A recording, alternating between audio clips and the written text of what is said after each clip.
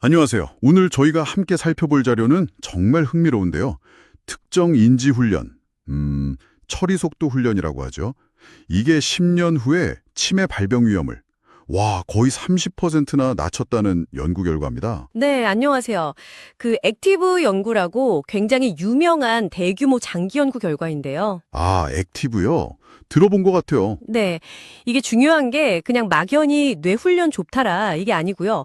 어떤 종류의 훈련이 또 얼마나 해야 효과가 있는지 꽤 구체적인 데이터를 보여줘서 저희가 좀 깊게 들여다볼 필요가 있습니다. 네, 맞아요. 사실 뇌훈련하면 종류가 너무 많잖아요.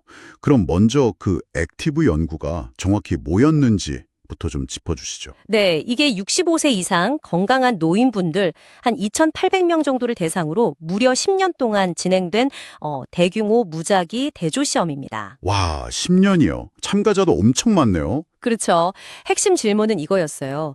인지훈련, 그중에서도 특히 기억력, 추론력, 그리고 오늘 얘기할 처리 속도, 이 세 가지 훈련이 과연 어르신들의 인지 기능을 좋게 하고 더 나아가서 일상생활을 혼자서 잘 해나가실 수 있도록, 즉 기능적 독립성을 유지하는 데 정말 도움이 되느냐, 이걸 본 거죠. 아하, 그러니까 단순히 점수 올리는 게 아니라 실생활에 도움이 되는지를 본 거군요. 바로 그겁니다. 10년이나 추적했으니까요. 그럼 그 세 가지 훈련 중에서 오늘 우리가 집중할 처리 속도 훈련, 이건 정확히 뭘 하는 건가요? 이름만 들어선 약간 감이 잘 안 오는데요. 이건 주로 컴퓨터를 이용해서 하는 훈련인데요. 화면 중앙에 예를 들어 자동차 그림 같은 게 딱 뜨고요. 동시에 화면 주변부, 약간 가장자리 쪽에 다른 그림, 도로 표지판 같은 게 아주 잠깐 나왔다 사라져요. 아, 네네. 이 두 가지를 동시에 빠르고 정확하게 알아맞히는 연습을 하는 겁니다. 중앙이랑 주변부를 동시에요. 쉽지 않겠는데요? 네, 그렇죠. 근데 훈련이 진행될수록 그 주변부 정보가 나타나는 시간이 점점 더 짧아지고요. 아, 더 어렵게. 네, 그리고 심지어 주의를 분산시키는 다른 방해 자극들도 막 추가돼요. 그러니까 점점 더 복잡한 상황에서 정보를 순발력 있게 또 정확하게 처리하는 능력을 키우는 거죠. 아하, 듣고 보니 약간 운전할 때랑 비슷한 것 같아요. 정면도 봐야 하고 옆에 표지판이나 다른 차들도 순식간에 파악해야 하잖아요. 오, 맞아요. 아주 좋은 비유입니다. 중요한 특징 중 하나는 이게 기억력 훈련처럼 자, 이런 전략을 외워서 적용하세요. 이렇게 명시적으로 가르치는 게 아니라는 거예요. 아, 그럼 어떻게? 그냥 반복적으로 하다 보면 자기도 모르게 능력이 향상되는 거죠. 약간 자전거 타기 배울 때 누가 막 설명해주지 않아도 몸으로 익히는 것처럼요. 이걸 이제 암묵적 학습이라고 하는데요. 그런 방식에 가깝습니다. 그렇군요. 전략을 배우는 게 아니라 그냥 반복해서 수행 능력을 높인다. 흥미롭네요. 자, 그래서 가장 중요한 결과, 10년 뒤에 어떻게 됐나요? 아까 말씀하신 29% 감소. 이거 진짜 놀라운 수치인데요. 네, 바로 그게 이 연구의 핵심 결과입니다. 10년간 추적 관찰을 해봤더니 놀랍게도 오직 이 처리 속도 훈련을 받은 그룹에서만 치매 발병 위험이 훈련을 받지 않은 대조 그룹에 비해서 29% 낮게 나타났습니다. 와, 29%요? 네, 통계적으로도 유의미한 결과였고요. P는 0.049일, 이걸 이제 위험비, 해저드 레이쇼, HR로 표현하면 0.71인데 쉽게 말해서 이 훈련을 받으면 치매 걸릴 위험이 71% 수준으로 줄어든다는 거죠. 이야, 정말 대단한데요. 그럼 그 다른 두 그룹, 기억력 훈련이나 추론력 훈련 받은 그룹은요? 거기는 효과가 없었나요? 네, 그게 또 중요한 포인트입니다. 기억력 훈련 그룹이나 추론력 훈련 그룹에서는 이런 통계적으로 의미 있는 치매 위험 감소 효과가 나타나지 않았어요. 아, 정말요? 네. 그러니까 이게 뭘 시사하냐면 그냥 아무 뇌훈련이나 다 치매 예방 효과가 있는 게 아닐 수 있다는 거죠. 어쩌면 이런 특정 유형, 즉 처리 속도를 타겟으로 하는 훈련이 치매 위험 감소와 더 관련이 깊을 수 있다는 강력한 증거가 됩니다. 그렇군요. 특정 훈련의 효과가 뚜렷했다는 거네요. 혹시 그 훈련을 더 많이, 더 열심히 한 사람들은 효과가 더 좋거나 하진 않았을까요? 정확히 보셨습니다. 그것도 분석을 했는데요. 처리 속도 훈련을 추가로, 그러니까 기본 훈련 외에 보충 훈련까지 받은 사람들이 있거든요. 네네. 분석해보니 이 처리 속도 훈련을 한 세션 더 받을 때마다 치매 발병 위험이 약 10%씩 추가로 더 낮아지는 경향이 나타났습니다. 에지스티드 HR 0.90, P 0.01. 와, 10%나요? 한 번 더 할 때마다요? 네. 그러니까 단순히 했다, 안 했다 이 차이뿐만 아니라 얼마나 많이 했는지, 그 훈련의 양도 상당히 중요했다는 걸 보여주는 결과죠. 이야, 이건 정말 중요한데요.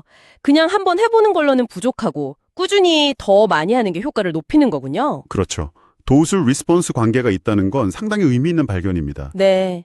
그런데 여기서 치매라고 판단한 기준이 좀 궁금해요. 우리가 보통 생각하는 것처럼 병원에서 의사가 정식으로 진단 내린 경우만 해당되는 건가요? 그 부분은 좀 주의해서 봐야 하는데요. 엄밀히 말하면 이 연구에서 사용한 치매 분류 기준이 임상적인 치매 진단 기준하고 완전히 똑같지는 않습니다. 아, 그래요? 그럼 어떻게? 연구팀은 여러 가지 정보를 종합했어요. 예를 들면 인지기능 검사 점수가 얼마나 떨어졌는지, 특히 기억력이나 다른 인지 영역에서요. 그리고 식사 준비나 돈 관리 같은 일상생활 수행 능력이 얼마나 저하됐는지, 네. 또 MMSE라고 하는 간이 정신상태 검사 점수가 낮은 경우, 그리고 참여자 본인이나 가족이 치매 진단을 받았다고 보고한 경우 등을 다 종합적으로 고려해서 치매 사례를 정의했습니다. 아, 여러 지표를 종합적으로 본 거군요. 네, 그래서 연구진도 이게 완벽한 임상 진단은 아니라는 점을 한계로 언급하고는 있어요. 하지만 다양한 민감도 분석을 통해서 결과 자체는 꽤 견고하다는 걸 확인했습니다. 그렇군요. 임상 진단은 아니지만 여러 지표를 통해 최대한 유사하게 판단했다. 이 정도로 이해하면 되겠네요. 네, 맞습니다. 자, 그러면 이 처리 속도 훈련, 치매 위험 감소 말고 혹시 다른 좋은 효과는 없었나요? 뭐 예를 들면 기분이 좋아진다거나? 오, 있었습니다. 아주 중요한 질문인데요. 처리 속도 훈련은 말씀하신 것처럼 치매 위험 감소 외에도 긍정적인 효과가 여러 보고됐어요. 오, 어떤 것들이요? 예를 들어서 아까 말씀드린 일상생활 활동, 뭐 요리하기, 약 챙겨 먹기, 돈 관리하기 이런 것들을 더 잘 수행하게 됐고요. 우울증 상이 나타날 위험도 낮아졌고 전반적인 삶의 질도 향상됐다는 보고가 있습니다. 와, 삶의 질까지요? 네. 그리고 이건 정말 흥미로운데 운전 능력을 더 오래 유지하고 심지어 교통사고 위험을 줄이는 데도 도움이 된다는 결과가 나왔어요. 운전이요? 아까 그 비유처럼 정말 실생활이랑 연결되는 거네요. 그렇죠. 단순히 실험실에서 테스트 점수만 올리는 게 아니라 실제 생활에서의 기능, 안전과 직결되는 부분까지 긍정적인 영향이 나타난다는 게 이 훈련의 중요한 점입니다. 와, 이거 정말 치매 예방뿐만 아니라 노년기 삶 전반에 걸쳐서 굉장히 유용한 훈련일 수 있겠다는 생각이 드네요. 네, 상당히 고무적인 결과들이죠. 자, 그럼 오늘 이 액티브 연구, 특히 처리 속도 훈련에 대한 이야기를 쭉 나눠봤는데요. 이 모든 내용을 종합했을 때 당신께서 이 자료들로부터 꼭 가져가야 할 핵심 메시지는 뭐라고 정리할 수 있을까요? 가장 중요한 건 역시 이겁니다. 모든 종류의 뇌 훈련이 다 똑같은 효과를 내는 건 아니라는 것.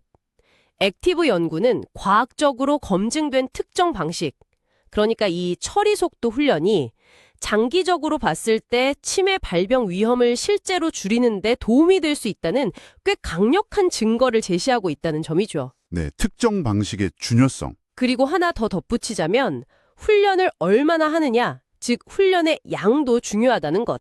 더 많이 할수록 효과가 더 클 수 있다는 점도 기억해 두시면 좋겠습니다. 그렇군요.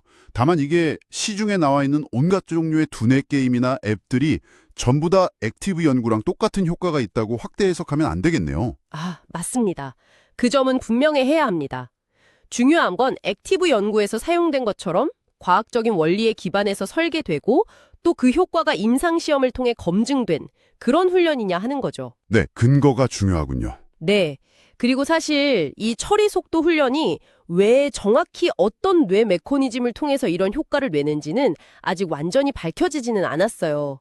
뭐 뇌의 예비 용량, 브레인 리서브를 늘린다거나 하는 가설들이 있는데 이건 앞으로 더 연구가 필요한 부분입니다. 그렇군요. 아직 연구 중인 부분도 있군요. 자, 오늘 이야기는 정말 특정 인지 훈련은 놀라운 장기 효과를 보여줬는데요. 마지막으로 청취자분들께 이런 질문을 한번 던져보면서 마무리하고 싶습니다. 우리가 일상생활 속에서 무심코 하는 활동들 중에도 혹시 이 처리 속도 훈련과 비슷하게 어떤 정보를 빠르게 파악하고 반응해야 하는 그런 순간들이 있지 않을까요? 글쎄요.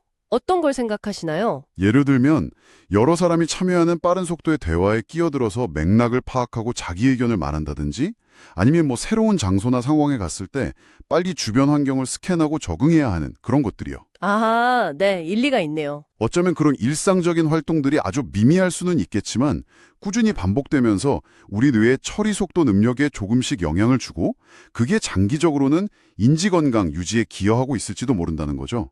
뭐 정답은 없지만요. 한 번쯤 생각해 보시면 어떨까 싶습니다.